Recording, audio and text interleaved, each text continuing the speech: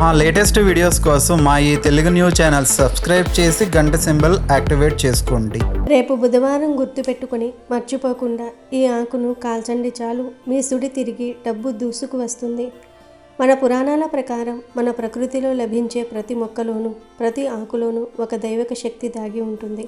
పూర్వకాలంలో మన పూర్వీకులు కేవలం ఆకులు వృక్షాలను ఆరాధించటం ద్వారానే సకల సౌభాగ్యాలను పొందేవారు. ప్రకృతి మనకు ఇచ్చిన గొప్ప వరం ఈ చెట్లు. ఒక్కో చెట్టుకు ఒక్కో ప్రత్యేకత ఉంటుంది. అలాగే ఒక్కో ఆకుకు ఒక గ్రహాన్ని శాంతింపవరిచే శక్తి ఉంటుంది. సాధారణంగా మనం ఆకులను కేవలం ఆహారంగానో లేదా మందుల తయారీలోనూ వాడతామని అనుకుంటాము. కానీ ఆధ్యాత్మికంగా ఈ ఆకులకు ఉన్న ప్రాముఖ్యత అంతా ఇంతా కాదు. కొన్ని రకాల ఆకులను సరైన సమయంలో సరైన పద్ధతిలో ఉపయోగిస్తే మన చుట్టూ ఉన్న ప్రతికూల శక్తి అంతా పోయి లక్ష్మీదేవి కటాక్షం కలుగుతుంది. ముఖ్యంగా బుధవారం రోజున ఒక ప్రత్యేకమైన ఆకును కాల్చటం వల్ల మీ సుడి తిరిగిపోతుందని, ధనం మీ ఇంటికి దూసుకు వస్తుందని మన శాస్త్రాలు చెప్తూ ఉన్నాయి. అసలు ఆ ఆకు ఏంటి? ఆ ఆకును బుధవారం రోజే ఎందుకు కాల్చాలి? అలా కాల్చడం వల్ల అష్టైశ్వర్యాలు ఎలా సిద్ధిస్తాయి అనేది ఈరోజు మనం చాలా వివరంగా తెలుసుకుందాము. అంతకన్నా ముందు ఒక పవిత్ర కథను విందాం. ఫ్రెండ్స్, వీడియోలోనికి వెళ్ళే ముందు ఒక చిన్న రిక్వెస్ట్. మొదటిసారి మన ఛానల్లోనికి వచ్చినట్లయితే మన ఛానల్ని సబ్స్క్రైబ్ చేసుకొని ఈ వీడియోకి ఒక లైక్ ఇచ్చి కింద కామెంట్ సెక్షన్లో ఓం శ్రీ గణేశాయ నమః అని కామెంట్ చేయటం మాత్రం అస్సలు మర్చిపోవద్దు. ఒకనాడు నారదముని భూమి మీద నుండి దేవలోకం వైపుకు ప్రయాణిస్తూ శివుని దగ్గరకు వెళ్ళాడు. కైలాస పర్వతం మీద నందితో కూర్చుని ఉన్న శివుడు నారదమునిని చూసి ఉచిత ఆసనం చూపించి ఇలా అన్నాడు. నారదముని, ఈరోజు మీరు కైలాస పర్వతానికి ఏ సహాయం కోసం వచ్చారు అని అడిగాడు. అప్పుడు నారదముని శివునితో, ప్రభు, నేను ఇప్పుడే భూమిపై పర్యటన నుండి తిరిగి వచ్చాను. నేను భూమి మీద కొన్ని విచిత్ర సంఘటనలను చూశాను. భూమిపై ఉన్న చాలామంది తల్లిదండ్రుల పిల్లలు వారి వృద్ధాప్యంలో వారి మాట వినటం లేదు, వారిని సరిగ్గా చూసుకోవటం లేదు. వారి దగ్గర ఉన్న ధనాన్ని ఆస్తిని అంతా లాగేసుకుని వారిని ఇంటి నుండి బయటకు తోసేస్తూ ఉన్నారు, లేదా వృద్ధాశ్రమాలలో అనాథ ఆశ్రమాలలో వదిలేస్తూ ఉన్నారు. తల్లిదండ్రులను ఆదుకోవటం లేదు. కాబట్టి ఓ ప్రభు, ఎలాంటి పిల్లలు వృద్ధాప్యంలో తమ తల్లిదండ్రులను బాధ పెడతారో వివరించండి అని శివుణ్ణి కోరతాడు. అప్పుడు శివుడు ఇలా అంటాడు. ఓ నారద, ఈరోజు నేను నీకు చాలా పవిత్రమైన కథను చెప్తాను. ఇది విన్న తర్వాత నీ ప్రశ్నకు సమాధానం లభిస్తుంది. ఈ కథ విన్న వ్యక్తి యొక్క పిల్లలు చెడు సావాసాల నుండి బయటకు వచ్చి తల్లిదండ్రులకు ఎల్లప్పుడూ సేవ చేస్తారు అని శివుడు కథను ప్రారంభించాడు. పూర్వం ఒక నగరంలో రామసేన అనే రాజు ఉండేవాడు. ఆయనకు ఒక కుమార్తె జన్మిస్తుంది. ఆమె పేరు ఛాయ. ఛాయ మొదటి నుంచి తల్లిదండ్రులకు ప్రియమైన కుమార్తె. ఛాయ అందంగా ఉండేది మరియు యువరాణి అనే గర్వం కూడా ఆమెకు ఎక్కువే. కొడుకు అయినా కుమార్తె అయినా మితిమీరిన స్వేచ్ఛ వారిని పాడు చేస్తుంది. వారిని చెడగొట్టడంలో వారి తల్లిదండ్రులే అతిపెద్ద సహకారం అందించిన వారు అవుతారు. పిల్లలు ఇష్టానుసారంగా వ్యవహరిస్తే తల్లిదండ్రులు వారికి మద్దతు ఇవ్వకుండా వారి తప్పును అర్థం చేసుకుని సరిదిద్దాలి. చిన్నప్పటి నుంచి ఇలా చేయకపోతే వారు మీ మాట వినరు. కొన్నాళ్లకు ఛాయకు వివాహ వయసు వస్తుంది. రాజు రామసేన తన కుమార్తెకు వివాహం చేయాలి అనుకుంటాడు. కానీ ఆమె దుష్ట స్వభావం కారణంగా ఎన్ని సంబంధాలు వచ్చినా ఆమె వెనక్కు పంపేది. రాజు తన కుమార్తె యొక్క చేష్టలకు చాలా కలత చెందుతూ ఉంటాడు. ఒకసారి రాజు స్వయంవరం ఏర్పాటు చేస్తాడు. ఆ స్వయంవరానికి యువరాణి ఛాయ కోసం రాజులు మహారాజులు అనేక ప్రాంతాల నుంచి వచ్చి వారి వారి స్థానాలలో కూర్చున్నారు. మరోవైపు యువరాణి ఛాయ ఆమె స్నేహితురాళ్లతో కలిసి గర్వంగా అక్కడికి వచ్చింది. వెంటనే తను చేదు మాటలతో వచ్చిన మహారాజులను అవమానించటం ప్రారంభించింది. ముందు ఆమె లావుగా ఉన్న యువరాజును చూసి స్నేహితులతో, స్నేహితులారా, ఈ పెద్ద మనిషి తన శరీరాన్ని ఎలా ఇష్టపడుతున్నాడో చూడండి అని ఎగతాళిగా అంటుంది. అతని శరీరాన్ని చూసి నవ్వుతూనే ఉంటుంది. తర్వాత ఎత్తుగా ఉన్న రాజును చూసి, స్నేహితులారా, ఈ యువరాజు ఒక కూడలిలో స్తంభంలా ఉన్నాడు అని వెక్కిరిస్తుంది. మరలా ఒక పెద్ద గడ్డంతో ఉన్న రాజును చూసి, యువరాణి బిగ్గరగా నవ్వుతూ, స్నేహితులారా, మా నాన్నగారు ఉన్నారే, పొడవాటి గడ్డం ఉన్న మేకలను కూడా స్వయంవరానికి ఆహ్వానించారు అని నవ్వుతుంది. కానీ గడ్డం ఉన్న యువరాజు యువరాణిని ఇష్టపడతాడు కాబట్టి యువరాణి ఎగతాళి చేసినా కూడా ఏమాత్రం బాధపడడు. యువరాణి ఒకరి తర్వాత ఒకరిని అవమానపరుస్తూ తండ్రి రామసేనును అసంతృప్తికి గురి చేస్తుంది. ఈ అమ్మాయి మన దర్బారుకు వచ్చిన అతిథులు అందరినీ అవమానపరిచింది అని అనుకోవటం మొదలుపెట్టాడు. అప్పుడు రాజు స్వయంవరానికి వచ్చిన రాకుమారులతో, నా కుమార్తె తరపున నేను మీ అందరికీ క్షమాపణలు చెప్తూ ఉన్నాను. కానీ ఇప్పుడు నేను ఈ అమ్మాయిని రాకుమారుడితో కాకుండా ప్రతిరోజు భిక్షాటన చేసి జీవనోపాధిని పొందే ఒక బిచ్చగాడికి ఇచ్చి వివాహం చేస్తాను అని అందరి ముందు ప్రకటించాడు. స్వయంవరానికి వచ్చిన యువరాజులు అందరూ రాజును అలాగే చేయమని, అప్పుడే రాకుమారికి బుద్ధి వస్తుందని చెప్పటం ప్రారంభించారు. తన తండ్రి మాటలు విన్న యువరాణి చింతిస్తుంది. తర్వాత రాజు తన ఆస్థానం నుండి బయలుదేరుతూ ఉండగా ఎవరో బిచ్చగాడి కీర్తన వినిపిస్తుంది. బిచ్చగాడి గొంతును విని రాజు తన సేవకుడిని పంపి ఆ బిచ్చగాడిని ఆస్థానానికి ఆహ్వానిస్తాడు. ఆ బిచ్చగాడు చాలా దయనీయమైన స్థితిలో ఉంటాడు. అతను పాత చిరిగిన బట్టలతో ఉంటాడు. అతనికి ఒక పొడవైన గడ్డం కూడా ఉంటుంది. అతని మధురమైన స్వరం విన్న రాజు సంతోషించి, నేను నా కూతుర్ని నీకు బహుమతిగా అప్పగిస్తున్నాను, ఆమెను నీకు ఇచ్చి వివాహం చేస్తున్నాను అని అంటాడు. ఈ రోజు నుండి ఆమె నీ భార్య, ఆమెను మీతో పాటు తీసుకువెళ్ళండి, మీతో పాటే భోజనం పెట్టండి అని రాజు బిచ్చగాడితో అంటాడు. తండ్రి తీసుకున్న నిర్ణయానికి ఛాయ చాలా బాధపడుతుంది. తర్వాత రాజు కుమార్తెతో, తల్లి, ఈ బిచ్చగాడు నీకు భర్త, ఇక నుంచి నీవు నీ జీవితాన్ని ఈ బిచ్చగాడితో గడపవలసి ఉంటుంది. కాదని అతనిని విడిచిపెట్టినట్లయితే నీకు మరణశిక్ష పడుతుంది అని ఆజ్ఞాపిస్తాడు. తండ్రి ఆజ్ఞానుసారం ఛాయ బిచ్చగాడితో వెళ్తుంది. బిచ్చగాడు ఆమెను ఒక అడవికి తీసుకువెళ్తాడు. బిచ్చగాడికి అడవిలో ఒక గుడిసె ఉంటుంది. వెళ్ళిన వెంటనే ఒక మామిడి చెట్టును గుడిసె దగ్గర నాటుతాడు బిచ్చగాడు. యువరాణి గుడిసె పక్కన ఒక పెద్ద అందమైన పొలాన్ని చూస్తుంది. ఇది ఎవరి పొలం అని బిచ్చగాడిని అడుగుతుంది. అప్పుడు బిచ్చగాడు, ఓ యువరాణి, ఈ పొలం ఒక గడ్డం ఉన్న యువరాజుది అని నేను విన్నాను.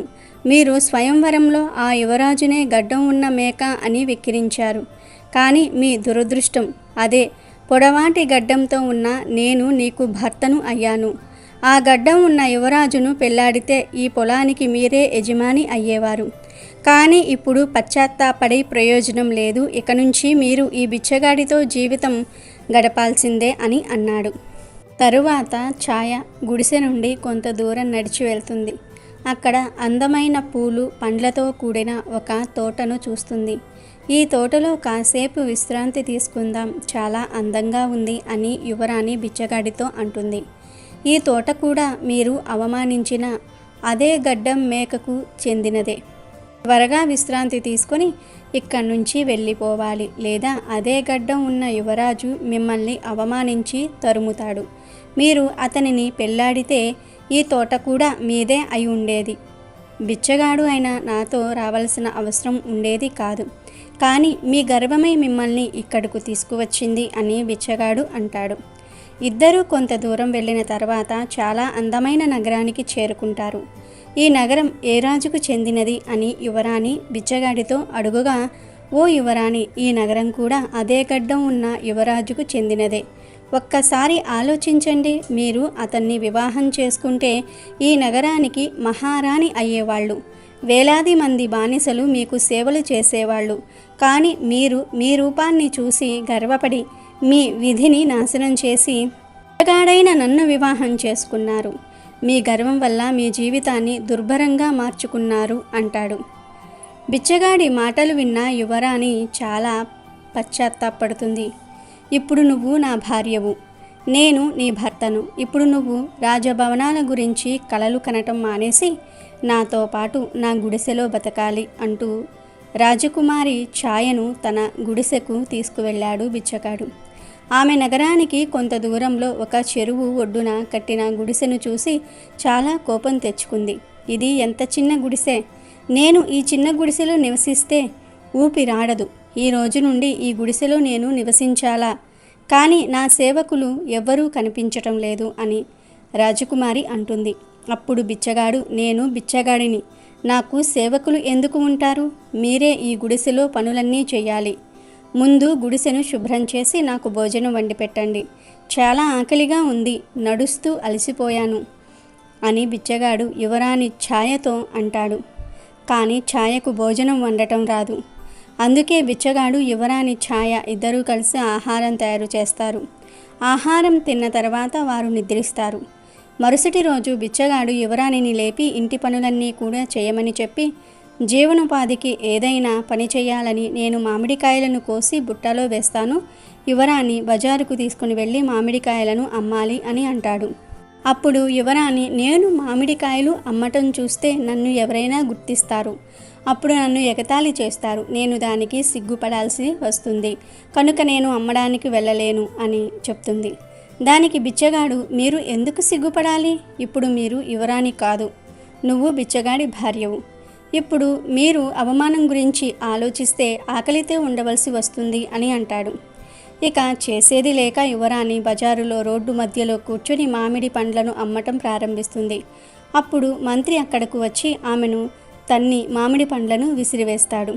యువరాణి తన విధికి కన్నీళ్లు పెట్టుకుంటుంది. జరిగిన విషయం బిచ్చగాడికి చెప్తుంది. అప్పుడు బిచ్చగాడు, మీకు వేరే పని అప్పగిస్తాను అని, రేపటి నుండి మీ పనికి ఏర్పాట్లు చేస్తాను అని చెప్పాడు. మరునాడు బిచ్చగాడు రాణితో, రాజుగారి అధికారి వంటగదికి వెళ్ళి అక్కడ వంటవాడితో కలిసి ఆహారం వండాలి. అక్కడ నుండి మనకు తినడానికి మంచి ఆహారం కూడా వస్తుంది, కనుక నువ్వు ఆ పనికి వెళ్ళు అని చెప్తాడు. ఈ విధంగా అహంకారి అయిన యువరాణి వంటవారితో కలిసి పనిచేయటం ప్రారంభించి రాత్రికి మిగిలిన ఆహారాన్ని తన ఇంటికి తీసుకువచ్చింది. వారిద్దరి జీవితం ఇప్పుడు భిన్నంగా ఉంది. ఆ రోజు ప్రశాంతంగా గడిచిపోయింది. తర్వాత ఒకరోజు ఛాయ కిటికీలో నుంచి చూస్తూ ఉండగా రాజభవనం నుంచి పెద్ద పెద్ద అతిథులు ఆమెకు స్వాగతం పలకడానికి వస్తూ ఉంటారు. ఆమె బయటకు వచ్చినప్పుడు ఒక రాజవేషధారణలో ఉన్న వ్యక్తి ఆమెను తీసుకువెళ్తాడు. రాజకుమారి ఆయన ముఖంలోనికి చూసేసరికి భయంతో వణికిపోతుంది. ఎందుకంటే ఆయన గడ్డంతో ఉన్న మేక అని అవమానించిన రాజు. తర్వాత ఆయన రాణి చేతిని పట్టుకుని అతిథులందరూ కూర్చుని ఉన్న రాజభవనానికి తీసుకువెళ్తాడు. అక్కడున్న వైభవాన్ని చూసి యువరాణి కాళ్ళు చేతులు వణికిపోతాయి. అప్పుడు గడ్డం ఉన్న యువరాజు రాజకుమారితో, రాజకుమారి భయపడకు, నీతో పాటు గుడిసెలో నివసించిన నీ బిచ్చగాడు భర్తను నేనే. నేను మిమ్మల్ని ఇష్టపడుతున్నాను. మీ తండ్రి వాగ్దానాన్ని దృష్టిలో ఉంచుకుని నేను బిచ్చగాడిలా మారి మిమ్మల్ని వివాహం చేసుకున్నాను. ఇప్పుడు మీ గర్వం కూడా నశించింది. ఇక్కడకు చాలామంది అతిథులు వచ్చారు. ఇప్పుడు నేను నిన్ను గౌరవప్రదంగా వివాహం చేసుకుంటాను అని అంటాడు. అప్పుడు యువరానికి విషయం మొత్తం అర్థమవుతుంది. అందరూ యువరాణిని ఆశీర్వదిస్తారు. ఆమె తన అహంకారాన్ని పూర్తిగా వదిలేసింది. తర్వాత ఆమె ఆ గడ్డం రాజును పెళ్లి చేసుకుని సంతోషంగా జీవించింది. కాబట్టి నారద, ఈ విధంగా ఎవరి పిల్లలు వారి కోరిక ప్రకారం చేస్తారో వాళ్ళు వారి తల్లిదండ్రులను అవమానిస్తారు మరియు వాళ్ళ మాట వినరు. అలాంటి పిల్లలు ఎప్పుడూ కష్టాలతోనే ఉంటారు. అంతేకాదు, అలాంటి పిల్లలు వృద్ధాప్యంలో తమ తల్లిదండ్రులను లెక్క చేయరు. తల్లిదండ్రులను వదిలేసే అవకాశం కూడా ఉంది. కనుక పిల్లలను అతిగారాబం చేయకూడదు. ఆరాబం చేయవచ్చు, కానీ అది మితిమీరకూడదు అని చెప్పాడు. ఇక వీడియోలోకి వస్తే, బుధవారం అంటే బుధ గ్రహానికి అధిపతి అయిన రోజు. బుధుడు మనకు తెలివితేటలను, వ్యాపార వృద్ధిని, ధన లాభాన్ని ప్రసాదిస్తాడు. ఎవరి జాతకంలో అయితే బుధుడు బలంగా ఉంటాడో వారికి అప్పుల బాధలు ఉండవు. చేసే ప్రతి పనిలోనూ విజయం లభిస్తుంది. మరి అటువంటి బుధవారం రోజున మనం ఒక ఆకును కాల్చడం వల్ల లక్ష్మీదేవి అనుగ్రహం పొంది ఆర్థిక ఇబ్బందుల నుండి బయటపడవచ్చు. పట్టిందల్లా బంగారం కావాలన్నా, అదృష్టం మీ తలుపు తట్టాలన్నా ఈ చిన్న పని చేస్తే చాలు. సాధారణంగా మనం ఇంట్లో ఎన్నో పూజలు చేస్తూ ఉంటాం, కానీ కొన్నిసార్లు ఫలితం ఆశించిన స్థాయిలో ఉండదు. దానికి కారణం మన ఇంట్లో ఉండే నకారాత్మక శక్తి లేదా నెగిటివ్ ఎనర్జీ. ఈ నెగిటివ్ ఎనర్జీని పోగొట్టి పాజిటివ్ ఎనర్జీని నింపటంలో కొన్ని ఆకులు అద్భుతంగా పనిచేస్తాయి. మరి బుధవారం రోజు కాల్చాల్సిన ఆ అద్భుతమైన ఆకు మరేదో కాదు, మనందరి ఇళ్లలో ఉండే, మనం ఎంతో పవిత్రంగా పూజించే తులసి ఆకు. తులసిని మనం కేవలం ఒక మొక్కగా చూడము, సాక్షాత్తు మహాలక్ష్మి స్వరూపంగా భావిస్తాము. తులసి ఉన్న చోట విష్ణుమూర్తి కొలువై ఉంటాడు. ఎక్కడైతే విష్ణువు ఉంటాడో అక్కడ లక్ష్మీదేవి స్వయంగా నడుచుకుంటూ వస్తుంది. అందుకే తులసి ఆకుకు ఉన్న శక్తి మరే ఆకుకు లేదు. ఈ బుధవారం రోజున మీరు చేయాల్సింది ఏమిటంటే ఉదయాన్నే నిద్రలేచి శుచిగా స్నానం ఆచరించాలి. ఆ తర్వాత తులసి చెట్టు దగ్గరికి వెళ్ళి మనస్ఫూర్తిగా నమస్కరించుకోవాలి. ఈ మొక్క నుండి కొన్ని తులసి ఆకులను చాలా భక్తితో కోసుకోవాలి. గుర్తుంచుకోండి, ఆకులు కోసేటప్పుడు తులసి మాతను అనుమతి అడిగి చాలా సున్నితంగా కొయ్యాలి. ఈ ఆకులను పూజలు చేయని చెట్టు నుండి మాత్రమే కొయ్యాలి. పూజలు చేసే చెట్టు నుండి కొయ్యకూడదు. అలా కోసిన ఆకులను తీసుకుని వచ్చి రోజంతా ఎండలో పెట్టాలి. అంటే బుధవారం ఉదయం నుండి సాయంత్రం వరకు ఆ ఆకులు బాగా ఎండాలి. ఇలా ఎండబెట్టడం వల్ల ఆ ఆకులలో ఉండే తేమ పోయి అవి కాల్చడానికి సిద్ధంగా ఉంటాయి. ఇలా ఎండిన తులసి ఆకులలో ఒక రకమైన దైవిక సుగంధం దాగి ఉంటుంది. సాయంత్రం 7 గంటలు దాటిన తర్వాత అంటే సంధ్యా సమయం ముగిసి చీకటి పడిన వేళ ఈ పరిహారాన్ని మొదలు పెట్టాలి. మీ పూజ గదిలో లేదా ఇంటి మధ్యలో ఒక చిన్న మట్టి ప్రమిదను కానీ లేదా ఒక చిన్న స్టీల్ గిన్నెను కానీ తీసుకోండి. అందులో మీరు పగలంతా ఎండబెట్టిన ఆ తులసి ఆకులను వేయాలి. ఇప్పుడు అసలైన ప్రక్రియ మొదలవుతుంది. ఆ తులసి ఆకుల మీద కొద్దిగా హారతి కర్పూరాన్ని వేయండి. కర్పూరం అనేది నెగిటివ్ ఎనర్జీని హరించి వేసే గొప్ప పదార్థం. ఆ తర్వాత దానిపై 1/2 స్పూన్ జీలకర్రను వేయాలి. జీలకర్ర కేవలం వంటలకే కాదు, మన దరిద్రాన్ని దూరం చేయడానికి కూడా ఉపయోగపడుతుంది. అనంతరం కొద్దిగా ధనియాలు, కొన్ని ఆవాలు కూడా ఆ ఆకులపై వేయాలి. ధనియాలు ధనాన్ని ఆకర్షించే గుణాన్ని కలిగి ఉంటాయి. ఆవాలు దిష్టిని మరియు గ్రహ దోషాలను తొలగిస్తాయి. వీటన్నిటిపై మళ్ళీ కొంచెం కర్పూరం వేసి ఒక అగ్గిపుల్లతో వెలిగించాలి. ఇవన్నీ కాలుతున్నప్పుడు ఒక విధమైన పవిత్రమైన పొగ వస్తుంది. ఈ పొగ సాధారణమైనది కాదు. ఇందులో తులసి యొక్క దైవిక శక్తి, కర్పూరం యొక్క పవిత్రత మరియు దినుసుల యొక్క శక్తి కలిసి ఉంటాయి. ఇప్పుడు ఈ పొగ వస్తున్న గిన్నెను తీసుకొని మీ ఇల్లంతా తిరగాలి. ప్రతి గదిలోనూ ప్రతి మూలల్లోనూ ఈ పొగ వెళ్ళేలాగా చూడాలి. ముఖ్యంగా మీ బూరువా దగ్గర, మీరు డబ్బులు దాచుకునే చోట ఈ పొగను చూపించాలి. ఇలా బుధవారం రోజు సాయంత్రం చేయటం వల్ల మీ ఇంట్లో ఉన్న అపశకునాలు, గృహ దోషాలు మరియు కంటి దిష్టి వంటివి ఏమైనా ఉంటే అవి వెంటనే తొలగిపోతాయి. ఈ పొగ పీల్చడం వల్ల మానసిక ప్రశాంతత లభిస్తుంది. ఇంట్లో ఉన్న వారందరి మధ్య సఖ్యత పెరుగుతుంది. లక్ష్మీదేవికి ఈ తులసి మరియు కర్పూర పరిమళం అంటే ఎంతో ఇష్టం. ఎక్కడైతే ఈ సుగంధం ఉంటుందో అక్కడ ఆమె స్థిర నివాసం ఏర్పరచుకుంటుంది. ఎన్ని ప్రయత్నాలు చేసినా డబ్బు చేతిలో నిలవటం లేదని బాధపడేవారు, అప్పుల ఊబిలో కూరుకుపోయిన వారు ఈ చిన్న తంత్రం చేస్తే అద్భుతమైన ఫలితాలు చూస్తారు. మీ సుడి తిరిగిపోవటం అంటే ఇదే. ఇప్పటి వరకు మీకు అడ్డుపడిన ఆటంకాలన్నీ తొలగిపోయి కొత్త ఆదాయ మార్గాలు కనిపిస్తాయి. వ్యాపారస్తులకు లాభాలు రావటం మొదలవుతుంది. ఉద్యోగస్తులకు ప్రమోషన్లు లేదా జీతాల పెంపు వంటి శుభవార్తలు అందుతాయి. తులసి ఆకును కాల్చటం అనేది ఒక శక్తివంతమైన ప్రక్రియ. తులసిని విష్ణుప్రియ అంటారు. అంటే విష్ణుమూర్తికి అత్యంత ఇష్టమైనది. బుధవారం బుధుడికి ప్రతీక కాబట్టి ఈ రోజున ఈ కార్యం చేయటం వల్ల బుధ దోషాలు పోయి వ్యాపారంలో నైపుణ్యం పెరుగుతుంది. మీరు పెట్టిన ప్రతి పెట్టుబడి లాభసాటిగా మారుతుంది. పట్టిందల్లా బంగారం కావటం అంటే మీరు చేసే ప్రతి పనిలో విజయం సాధించటం. చాలామందికి ఇంట్లో ఏదో తెలియని భయం లేదా అసంతృప్తి ఉంటుంది. ఈ పొగ వేయటం వల్ల ఆ భయాలన్నీ పోయి ఇంట్లో లక్ష్మీ కటాక్షం నిండుగా ఉంటుంది. అసలు ధనం ఎక్కడి నుండి వస్తుందో మీకే అర్థం కానంతగా మార్పులు సంభవిస్తాయి. ఇది నమ్మకంతో చేయాల్సిన పని. ఏ పరిహారమైన నమ్మకంతో చేసినప్పుడే దాని పూర్తి ఫలితం మనకు అందుతుంది. బుధవారం సాయంత్రం ఈ పొగను ఇల్లంతా చూపించిన తర్వాత ఆ మిగిలిన బూడిదను పారవేయకండి. దాన్ని మరుసటి రోజు ఉదయం ఏదైనా చెట్టు మొదట్లో వేయండి లేదా ప్రవహించే నీటిలో కలపండి. ఇలా చేయటం వల్ల మీ కష్టాలన్నీ ఆ బూడిదతో పాటు కొట్టుకుపోతాయని నమ్మకం. మీ జీవితంలో ఆర్థిక ఇబ్బందులు తొలగిపోయి సుఖ సంతోషాలతో వర్ధిల్లాలని కోరుకుంటూ ఈ చిన్న పరిహారాన్ని పాటించండి. కేవలం ఒక్క బుధవారం చేస్తేనే మీకు తేడా తెలుస్తుంది. కానీ వీలైతే వరుసగా 5 బుధవారాలు చేయటం వల్ల ఇంకా గొప్ప ఫలితాలు వస్తాయి. అదృష్టం అనేది మన తలుపు తట్టాలంటే మనం కూడా దానికి తగ్గట్లుగా సిద్ధంగా ఉండాలి.